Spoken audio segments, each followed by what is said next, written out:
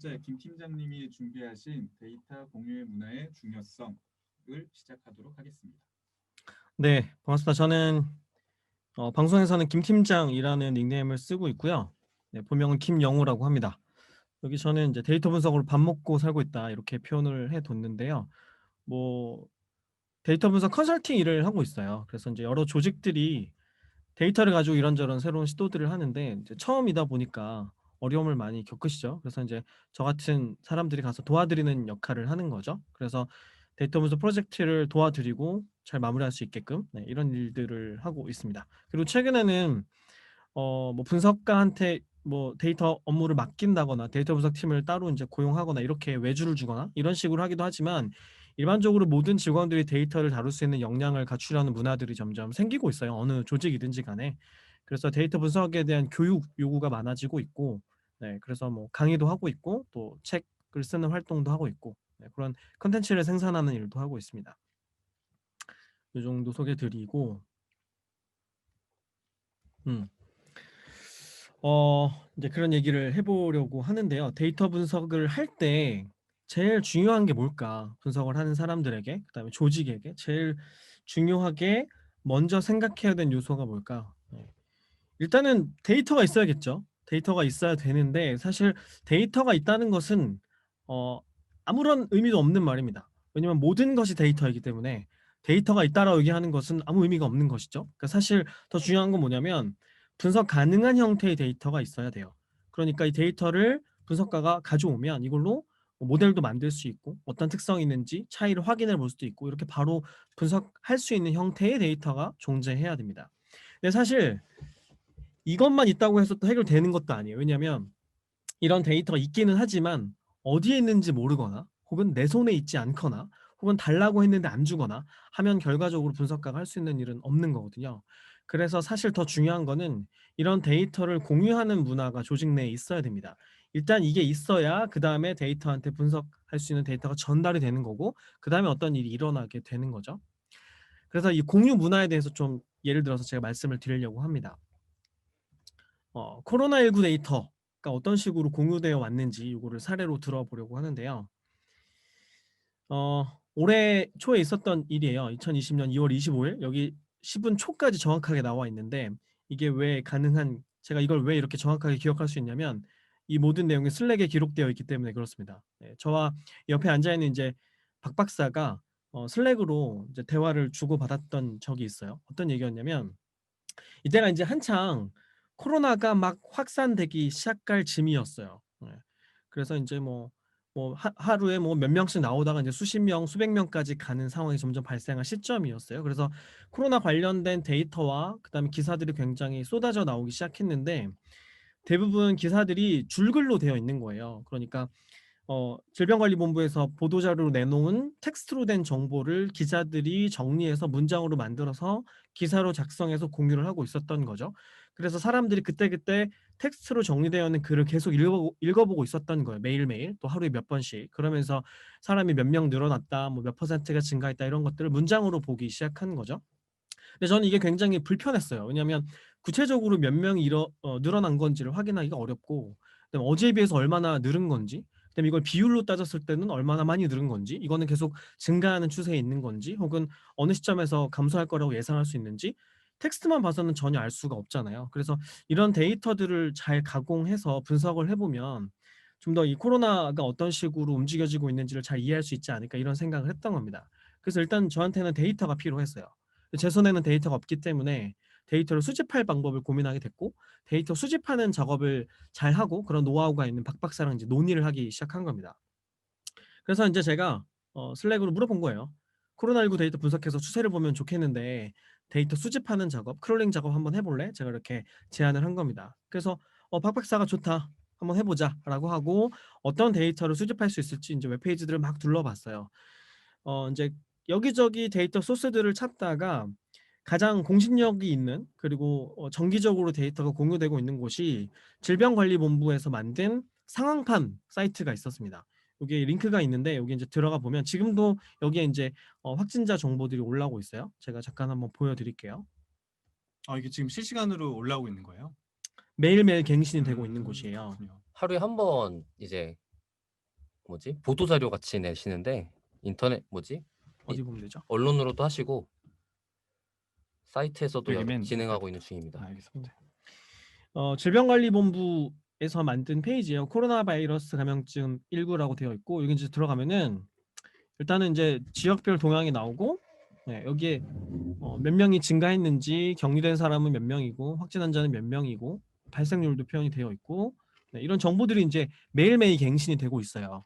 그래서 그럼 이 데이터를 수집해서 데이터베이스로 잘 구축을 해놓으면 그 다음에 이걸로 이제 분석가들이 분석을 할 수 있잖아요. 그래서 이제 그럼 이 데이터를 크롤링해서 데이터베이스를 만들어 보자, 이렇게 이제 기획을 하게 됐던 거죠.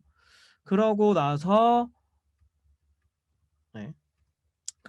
이제 크롤링 할 수 있는 코드를 옆에 있는 박 박사가 만들어 가지고 자동으로 이제 매일 이 페이지에 접속해서 데이터를 수집해서 DB로 만드는 그런 코드를 만든 거예요. 그런 코드를 만들어 가지고 구글 시트로 만들어서 웹에다가 공유를 한 겁니다. 그리고 이제 페이스북에 알린 거죠. 그래서 이제 요 링크에 들어가 보면은 이런 식으로 구글 시트에 이제 정리가 예쁘게 되어 있어요. 그러니까 아까 보여드렸던 이 자료는 집계가 되어 있는 데이터이고, 그다음에 분석가들이 다루기에 되게 불편한 구조로 되어 있어요. 그래서 얘를 예쁘게 잘 정리해가지고 바로 분석 툴을 이용해서 분석할 수 있게 이렇게 예쁘게 정리를 한 겁니다. 이런 걸 타이디 데이터라고 요즘에는 표현을 해요. 이러면 이제 저 같은 분석가가 바로 가져다가 분석에 활용할 수 있거든요. 그래서 잘 됐다 이렇게 생각을 하고 있었던 차에 이제 이걸로 데이터가 조금 쌓이고 나면 분석을 하면 되겠다라고 생각하던 차에 우선 그리고 이렇게 공유가 되고 나니까 이제 박 박사가 이제 페이스북으로 보통 이런 자료들을 공유하거든요. 그럼 이제 이렇게 공유가 되고 나면은 데이터를 분석할 수 있는 기술을 가진 사람들이 이 데이터를 활용해서 자기만의 분석 결과물을 만들어 가지고 웹에 공유를 합니다. 여기에 XWMOOC라고 하는 또 데이터 분석가들이 많이 활동하고 있는 커뮤니티가 있는데 거기에 이제 운영자 분이 또 이렇게 이 데이터를 가지고 분석을 해가지고 이런 식의 대시보드를 만들어 가지고 또 공개를 했어요. 이게 직접 만드신 거죠? 네네, 그분이 만드신 거예요. 그리고 이 대시보드를 어떻게 만들었는지 이 만드는 과정을 또 이렇게 글로 작성을 해서 그러니까 이제 일종의 튜토리얼 같은 거죠. 그래서 이렇게 이런 절차를 거쳐서 이런 코드로 만들었다 하는 내용까지도 공유를 하는 겁니다. 그러면 또 사람들이 이 자료를 참고해서 자기만의 분석을 또 할 수가 있겠죠. 그리고 또 고 영역이라는 분도 이분은 이제 데이터 스튜디오라는 툴을 쓰셨어요. 그래서 박 박사가 만든 데이터를 이제 수집해가지고 그걸로 이런 식으로 상황판을 만들어서 데이터가 수집되면 그것에 맞게 자동으로 이 그래프들이 변화하게 되는 거죠. 이런 걸 또 만들어가지고 공유를 하게 된 겁니다. 그러니까 이렇게 데이터가 잘 정리된 형태로 공유가 되고 나면 그때부터 비로소 본격적인 분석들이 일어나고 분석 결과물들이 사람들 사이에 공유가 되기 시작하는 겁니다. 이런 좋은 일들이 벌어지게 되었어요. 그런데 며칠 있다가 박 박사가 슬랙으로 저한테 하소연을 하는 겁니다. 집계 양식이 계속 바뀐다. 그러고 망했다라는 의미거든요. 이게 무슨 얘기냐면 무슨 얘기냐 하면은 앞에 제가 말씀드렸던 요 페이지 있잖아요. 이제 여기에 이게 지금 HTML로 되어 있거든요. 그래서 이 뒤에는 이제 코드를 까 보면은 구조를 파악할 수 있어요. 그럼 그 구조를 이용해서 이제 어떤 각각의 요소 앞에는 도장이 찍혀 있거든요. 태그라고 부르는데 그러면 그 태그를 이용해서 어떤 값들을 뽑아오게 되는 거예요. 그러면 요 구조가 유지된 상태로 매일 데이터가 업데이트 되어야 데이터베이스도 계속 업데이트가 되겠죠. 그런데 이 양식이 계속 조금씩 바뀌는 거예요. 그러니까 여기에 지금 뭐 몇 개의 컬럼이 있는데 이 컬럼이 늘어나기도 하고 합쳐지기도 하고, 그러니까 아마도 뭐 어떤 데이터가 추가로 필요하겠다고 생각해서 양식이 바뀔 수 있겠죠. 혹은 더 이상 필요 없다고 생각해서 기존에 있었던 컬럼을 제거하기도 하겠죠. 이러면서 이 양식이 계속 조금씩 바뀌는 거예요. 그럼 이제 더 이상 데이터를 수집할 수 없는, 크롤링할 수가 없는 상태가 되어버리는 거죠. 결국 망했다는 얘기입니다. 그래서 결론이에요? 망한 거예요? 일단 여기까지는 망한 거예요. 1단계 망했다. 걱정돼가지고. 그래서 이제 그 다음으로 그러면 다른 데이터 출처를 찾아보면 되잖아요. 다른 그렇죠. 데이터가 뭐가 있을까도 찾아봤는데 요거 말고 질병관리본부에서 보도 자료를 내고 있거든요. 아까 그거는 이제 상황판을 HTML로 짜가지고 웹페이지에 표현이 되어 있는 것이고, 그거 말고 또 게시글을 만들어가지고 게시판에 계속 올리고 있었어요. 그래서 여기 보도 자료 페이지가 있는데 여기 들어가면 이렇게 게시판이에요. 이거는 네. 게시판에 각각 들어가 보면 여기에도 이렇게 데이터들이 올라와 있어요. 그리고 물론 이제 보도 자료이기 때문에 HWP 파일하고 PDF 파일이 기본으로 올라가 있는데 이러면 이제 엄청 끔찍한 거거든요. 근데 다행히 여기에 있는 이 데이터들도 이렇게 긁어올 수 있는 형태로 오픈이 되어 있어요. 그러면 여기에도 데이터가 집계돼 올라와 있으니까 요거를 그럼 크롤링 해보면 좋지 않을까라고 생각을 한 거죠. 그러니까 우리가 소스로 삼던 곳에 문제가 발생했기 때문에 다른 소스를 찾아간 겁니다. 그래가지고 이걸 가지고 박 박사가 크롤링을 하기 시작한 거예요. 그랬는데 며칠 후 두 번째로 망했습니다. 왜냐하면 이 집계 양식도 계속 바뀌는 거예요. 이게 이제 00시에 한 번, 그다음에 16시에 한 번 이렇게 2번 집계를 하고 매일 2번째 집계가 되어서 발표가 되는데 여기에는 양식도 계속 바뀌는 거예요. 그러면 이제 우리가 공신력을 갖고 있다고 판단할 수 있는 원천 소스가 여기밖에 없는데 질병관리본부밖에 없잖아요. 근데 이 두 소스가 모두 양식이 계속 바뀌는 문제를 발견하게 된 겁니다. 그럼 결국에 이걸 가지고 DB를 만들려고 한다 그러면 어떻게 해야 될까요? 그럼 이제 결국 이 방법밖에 없어요. 매일 이 페이지에 들어가서 눈으로 데이터를 확인한 다음에 데이터를 손으로 수기로 입력해서 DB를 만들어야 되는 거죠. 그럼 그럴 수밖에 없는 건가? 라고 물어봤더니 박 박사가 그 방법밖에 없지 라고 얘기를 하는 겁니다. 그렇군요. 메일 페이지에 접속해서 눈으로 확인을 한 다음에 손으로 입력을 해가지고 DB를 만들어야 하는 이런 상황에 봉착하게 된 겁니다. 자, 그럼 이런 상황에서 이제 어떻게 할까? 의사결정을 해야 되겠죠. 앞으로 이 작업을 이어나갈 것인가. 사람 써야지 사람. 그러면 어떻게 해야 되느냐? 보통 이런 경우에는 안 합니다. 그래서 저는 그럼 하지 말자라고 얘기를 하게 된 거죠. 이게 아주 좋은 의사결정이에요. 그러면 데이터 수집을 담당하던 박 박사는 이것에 대해서 뭐라고 얘기를 했을까요? 오케이, 포기라고 하는 거죠. 깔끔하네요. 아주 깔끔한 의사결정인 거죠. 왜냐하면 이런 상황에 봉착하면 그냥 안 하는 거예요. 왜 안 할까요? 우리는 바쁘기 때문이죠. 매번 페이지에 접속해서 눈으로 보고 이거를 카피해서 붙여넣기 하고 정리할 만한 시간이 우리한테는 없습니다. 데이터를 다루는 사람들한테는 이럴 만한 시간이 없어요. 왜냐하면 해야 되는 다른 일들이 많이 쌓여 있거든요. 그러니까 더 잘 정리되어 있고 시급한 데이터도 많기 때문에 이런 경우에는 그냥 안 한다라고 결정을 하는 겁니다. 그리고 실제로 우리는 안 하고 있었어요. 실제로 안 했습니다. 그러고 나서 또 며칠이 지났는데 놀라운 일이 벌어졌어요. 뭐냐면 어떤 이상한 분이 나타난 거예요. 메일 접속해서 눈으로 확인한 다음에 손으로 입력해서 DB를 만드는 거 그거 제가 했습니다. 라는 분이 나타난 거예요. 누구요?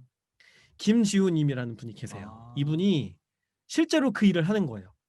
웹페이지에 눈으로 들어가서 확인을 해가지고 DB로 쌓아가지고 캐글이라고 하는 데이터 분석 대회 사이트가 있는데 여기에 데이터셋을 다 공유를 하는 거예요. 그래서 여기 들어가 볼게요. 이 캐글이라는 이 대회가 있습니다. 데이터 분석 대회가 있는데 여기에 들어가면 이렇게 데이터셋이 공유가 되어 있어요. 그리고 이 데이터를 어떤 식으로 정리했는지 각각의 컬럼들이 어떤 역할을 하는지를 GitHub은 분석가들이 그리고 개발자들이 자기가 만든 작업물들을 공유하는 어떤 SNS 서비스 같은 곳이에요. 여기에 예쁘게 정리를 해가지고 이렇게 공유를 하고 계신 거예요. 이게 이제 엄청난 일인 거죠. 왜냐하면 이걸 누구 한 명이 시간을 쓴다고 해서 할 수 있는 일이 아니잖아요. 그래서 여기에 들어가 보면은 어떤 분들이 참여하고 있는지 봤더니 전부 다 대학원생들이에요. 대학원생들 수십 명이 달라붙어가지고 데이터를 수집하고 정리해서 올리는 이런 작업을 손으로 노가다로 하고 있는 겁니다. 그래서 이 데이터셋이 이제 공개되고 나자 저 같은 데이터 분석가는 그 다음으로 또 하나 생각을 하게 되는 거예요. 문제가 이 캐글에 데이터가 매번 업로드가 되고 있는데 이제 매일매일 갱신되고 있었거든요. 그러면 여기에 CSV 파일로 올라오기 때문에 이걸 분석하고 싶으면 항상 여기 들어가서 다운로드 해가지고 제가 불러들여서 작업을 해야 되는 거예요. 근데 이것마저도 사실 되게 번거로운 작업이거든요. 그래서 최신 데이터를 바로 가져올 수 있는 방법이 있지 않을까 이렇게 생각을 한 거죠. 이럴 때 아래에서는 패키지라는 걸 만듭니다. 그 코드가 예쁘게 잘 정리되어 있고 바로 가져다가 쓸 수 있게끔 기능이 잘 구현되어 있는 간략화된 함수라고 생각을 할 수 있어요. 이런 데이터 패키지를 개발하게 되는 겁니다. 그래서 저는 이제 이때쯤 돼서야 이제 제가 나서기 시작한 거예요. 그래서 다 돼서 이제 숟가락 하나 얹게 되는 거죠. 그래서 저도 이제 GitHub으로 이제 페이지를 만들어 가지고 여기에는 CSV 파일을 매일매일이 아니고 함수를 실행하면 바로 최신 데이터를 가져올 수 있게끔 만들어 놓은 거예요. 그래서 페이스북에다가 이런 이제 코드를 만들어 가지고 만들었습니다라고 사람들한테 공유를 한 겁니다. 그러니까 이제 어떤 식으로 동작하냐면 이게 아래서 제가 실행하는 장면인데 그냥 이렇게 패키지를 설치를 하고요. 패키지를 불러온 다음에 이 함수를 이용하면 바로 최신 데이터를 불러오게 되는 거예요. 그럼 이제 분석가들은 그냥 이 코드만 이용하면 바로 최신 데이터를 쓸 수 있는 상태가 되는 거죠. 이렇게 되면 여기에 이제 제가 몇 가지 분석 예시를 올려놨는데 뭐 데이터를 수집하고 다운받고 이럴 필요 없이 그냥 바로 분석 작업에 쓸 수 있게 되는 겁니다. 제가 이제 이렇게 만들어서 이 패키지를 만들어서 페이스북에 공유를 하자 이제 분석가들은 신이 난 거죠. 이제 데이터 분석가들이 일을 할 수 있는 환경이 구축이 된 거거든요. 그러자 R 커뮤니티에 있는 사람들이 이 패키지를 가지고 이런저런 작업을 하기 시작했어요. 제가 이 패키지를 만들어서 데이터 저널리즘 코리아라고 우리나라의 언론사에서 데이터를 가지고 분석 작업을 하는 사람들이 활동하는 커뮤니티 사이트가 있어요. 여기에다가 이제 올렸더니 영국에 있는 비주얼라이제이션 코리아라고 하는 이제 어떤 저널이에요. 여기에서 분석가들이 이걸 가지고 분석을 해가지고 또 자기들이 기사를 써서 웹에다가 공개를 했더라고요. 그러면서 저한테 그 소식을 알려주는 거예요. 네 데이터를 원래 WHO 데이터 쓰고 있었는데 네 데이터가 더 좋은 것 같아가지고 그걸로 바꿨어라고 저한테 소식을 알려주는 거예요. 그래서 들어가 봤더니 이렇게 데이터를 가져와서 날짜별로 코로나 데이터가 어떤 식으로 변화하고 있는지를 표현한 이런 인터랙티브한 그래프를 만들어가지고 기사로 작성해서 송고를 했더라고요. 그리고 나서 또 여기에 이 밑에다가 제 이름을 고맙다고 달고 싶다고 저한테 요청을 하더라고요. 그래서 들어가 보면은 제 이름이 조그맣게 들어가 있습니다. 안 보이는데요? 네. 확대할게요. 네. 네. 확대해 보면 여기에 안 보이는데요? 스페셜 땡스 투 김영우라고 이야. 아무도 읽지는 않지만 이런 일이 이제 벌어지는 거죠. 지금 이 강의는 그거를 위해서 준비한 네, 거죠? 이걸 홍보하기 위함입니다. 그리고 또 어떤 분은 이제 패키지를 쓰다 보면 뭔가 오류가 발생할 수도 있잖아요. 그럼 저한테 이제 피드백을 주시는 거예요. 네, 그러면 저는 또 그 피드백을 듣고 제 코드를 다시 고치게 되는 거죠. 그래야 사람들이 쉽게 쓸 수 있기 때문에. 네. 이분은 대학교 계량경제학 강의하시는 교수님인데 이분이 이 과제로 이 데이터를 활용하고 싶다고 또 이렇게 요청을 하시는 겁니다. 그러니까 데이터가 이렇게 쉽게 공유되기 때문에 학생들도 공부하는 데 사용할 수 있게 되는 거죠. 그리고 또 어떤 분은 이 데이터 패키지를 이용해서 유튜브 영상도 만들어서 공유를 하고 계시고 또 어떤 분은 자기가 분석해가지고 이거를 블로그에다 올린 다음에 또 이 사례를 공유하기도 하고 이런 일들이 이제 계속 벌어지기 시작하는 거예요.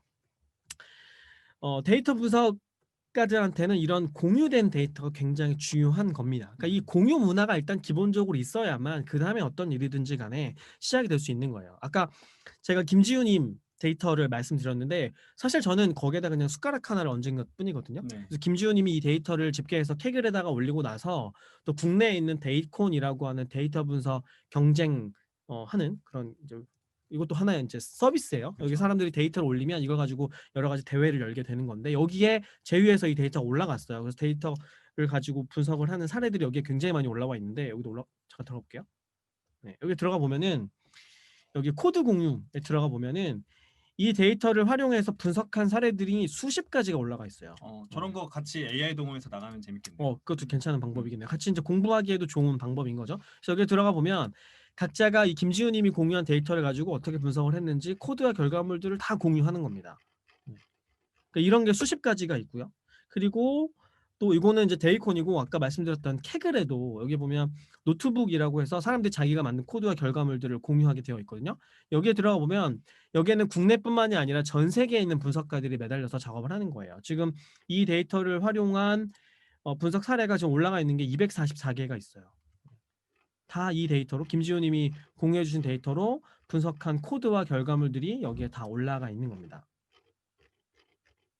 이거는 분석량이 굉장히 많아가지고 한 번에 안 이거 뜨네요. 잘하면 몸값 올라가잖아요. 유명해지잖아요. 여기에서 대회에서 높은 성적을 거두게 되면은 굉장히 많이 몸값이 올라가고 그래서 보통 자기 입사 지원서에 저 캑을 했던 그냥 레퍼런스를 달거나 그렇죠. 자기 GitHub 주소를 올리거나 그런 경우도 많잖아요. 분석가가 자신의 실력을 가장 간편하게 쉽게 증명할 수 있는 방법인 거죠. 그래서 최근에 분석 공부하는 사람들은 이 캑을 대회에 많이 참여를 하고 그쵸. 있습니다. 아니 대회를 많이 참여해서 여기는 1등하면 1등 뭐 배지 같은 걸 주거든요. 그래서 그거 종합으로 되어 있는 점수도 있어요. 그 종합 점수 1, 2, 3, 4등이 모여서 데이터 분석 회사를 차린다는 얘기를 제가 들었던 기억이 납니다. 일단 저기에서 높은 상위권 랭크가 되고 나면 전 세계 업계들이 주시를 하게 되는 거예요. 이 사람 실력자다. 데려가야겠다 이런 생각을 하게 되는 거죠. 그리고 제가 이제 말씀드린 것은 박 박사랑 제가 작업했던 거 그리고 국내에서 김지우님이 작업해서 국내에서 공유했던 사례인데 이거 말고도 외국에도 이런 데이터를 공유하는 문화가 당연히 잘 되어 있겠죠. 특히 미국에 이런 문화가, 그리고 유럽에도 이런 문화가 잘 구축이 되어 있고 특히 R 생태계에는 이런 데이터를 쉽게 가져올 수 있는 패키지가 굉장히 많아요. 그러니까 제가 만든 패키지가 하나라고 하면 바로 데이터를 가져올 수 있는 패키지가 수천 가지가 넘게 있거든요. 아, 그러니까 제가 모르는 건 훨씬 더 많습니다. 특히 음. 제일 코로나 데이터 관련해서는 제일 유명한 패키지는 이 코로나 바이러스라는 요 패키지예요. 요 패키지가 가장 유명하고 이거는 존스 홉킨스 대학에서 공과대에서 만든 데이터가 상황판에 공유가 되고 있는데 그 데이터를 크롤링해서 만든 데이터 패키지입니다. 그러면 이것만 설치하면 전 세계의 전 국가들에서 나오는 데이터들 다 바로 가져다가 분석을 할 수 있게 되는 거예요. 그래서 이 코로나 바이러스라는 패키지가 공유되자 또 전 세계에 있는 사람들이 이 데이터를 가지고 분석을 해서 블로그에다가 게시를 하고 유튜브를 만들고 이런 일들이 이제 벌어지기 시작하는 겁니다. 이거 말고도 굉장히 많은 데이터 패키지들이 있어요. 그래서 이런 걸 다 모아가지고 여러 가지 코로나 데이터로 분석한 사례들을 모아가지고 또 아카이빙 해가지고 기사를 또 만들어서 이렇게 올려놓은 게 있거든요. 여기에 들어가 보면은 여기 지금 보면은 굉장히 많아서 그 중에서 100개만 또 선별을 해놓은 거예요. 그러면 여러 가지 코로나 데이터 패키지를 가지고 만든 분석 사례들, 그다음에 대시보드들 뭐 이런 것들을 공유해가지고 또 기사로 작성해서 사람들한테 공유를 하는 겁니다. 그러면 이 각각의 페이지에는 들어가 보면 사람들이 만든 코드가 또 다 공유되어 있어요. 아, 다 학습 자료가 되는 거죠. 그래서 이제 공부하기 되게 쉽잖아요, 그죠? 이런 코드나 데이터를 다 공유하니까. 공부하기 너무 좋은 거죠. 왜냐면 그렇죠. R이나 파이썬 같은 오픈 소스를 이용해서 작업을 하는 사람들은 기본적으로 자기가 만든 작업물을 공유하는 것을 디폴트로 생각하고 있어요. 왜냐면 나도 사람들이 공유해준 데이터로 사람들이 공유해준 데이터와 코드를 활용해서 작업을 하고 학습을 해왔기 때문에 내가 만들게 된 나만의 노하우도 공유하는 게 당연하다라는 인식을 갖고 있거든요. 그래서 네. 저 같은 사람도 그래서 공유를 하는 거죠. 음. 제가 뭐 데이터 공유한다고 해서 이걸로 금전적인 이득을 얻거나 하는 것은 아니잖아요. 근데 이 생태계 안에서 데이터를 공유하는 행위 자체가 저한테도 도움이 되고 학습하는 데도 도움이 되고 생태계 전체에 도움이 된다고 판단을 하는 거죠. 네.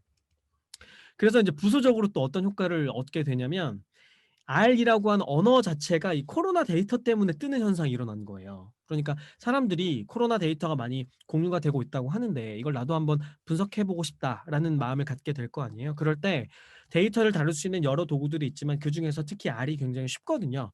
그러니까 뭐 기존에 개발 경험이 없어도 코딩을 해본 적이 없어도 금방 익혀서 바로 고급 분석 기법들을 활용할 수 있기 때문에 초심자들이 많이 사용을 해요. 그래서 이 R이라는 툴을 사용하는 사용자들이 굉장히 많아지고 있는 추세예요.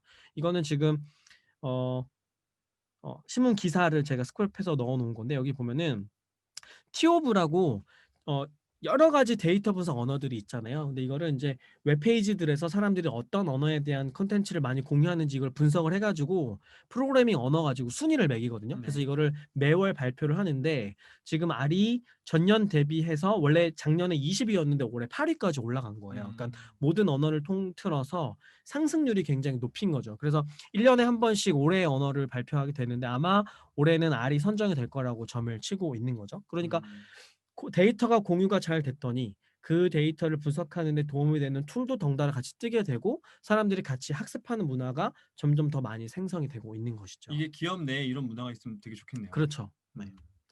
음. 그래서 제가 이제 데이터를 분석하려는 분석가한테 제일 중요한 게 뭐냐? 데이터 분석을 공유하는 문화가 훨씬 중요하다. 이게 제일 먼저 우리가 생각해야 되는 거다라고 말씀을 드렸는데 사실 데이터와 관련해서 굉장히 많은 용어들 그다음에 여러 가지 개념들 우리가 신경 쓰는 문화들이 있잖아요. 뭐 빅데이터니 머신러닝이니 AI니 뭐 4차 산업혁명이니 혹은 뭐 데이터 뭐 디지털 트랜스포메이션이니 뭐 RPA니 뭐 등등등 여러 가지 얘기들을 많이 하고 여러 가지 버즈워드들이 있는데 사실 제일 먼저 우리가 생각해 봐야 되는 건 뭐냐면 데이터를 공유할 수 있는 문화가 있느냐예요.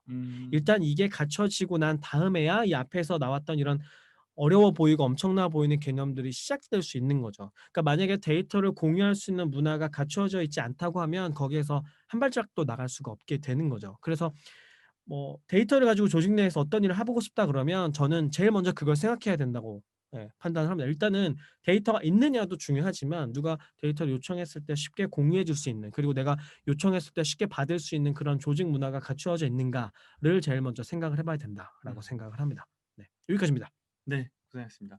그 질문들이 지금 AI 저기 모임장님께서 마이크에서 먼 곳에 있으셔가지고 목소리가 좀 안 들린다는 말씀이 있어서 하나 정도만 좀 시간이 많이 지나고 있으니까 하나 정도만 질문을 드리는데 개발자들 커뮤니티가 엄청난 것 같은데 초보자들한테 도움이 될 만한 곳이 있는지 개발자 커뮤니티 중에서요. 그러니까 아니면 분석가 커뮤니티한테 음. 분석가 커뮤니티 중에 초보자가 참고할 만한 혹은 활동할 만한 커뮤니티가 있는지. 보통 국내에서는 데이터 분석과 관련된 기술들은 페이스북을 통해서 제일 많이 공유가 되거든요. 네. 네, 그래서 페이스북 커뮤니티를 찾으시는 게 제일 좋은데 제가 아는 커뮤니티 중에서 제일 활성화가 된 곳은 KRSG라고 하는 그룹이 있어요. KRSG. 코리안 R 스터디 그룹이라고 하는 커뮤니티예요. 여기에 R을 이용해서 데이터를 다루는 분들이 아주 오래전부터 활동을 하고 있어요. 요게 데이터와 관련된 질문을 뭐든지 올리면 굉장히 금방금방 답변을 얻을 수 있습니다. 저는 여기를 네. 제일 추천드려요. 알겠습니다. 그 자리 바꿔요 이제. 네. 네. 네. 설정해 주시면 좋습니다.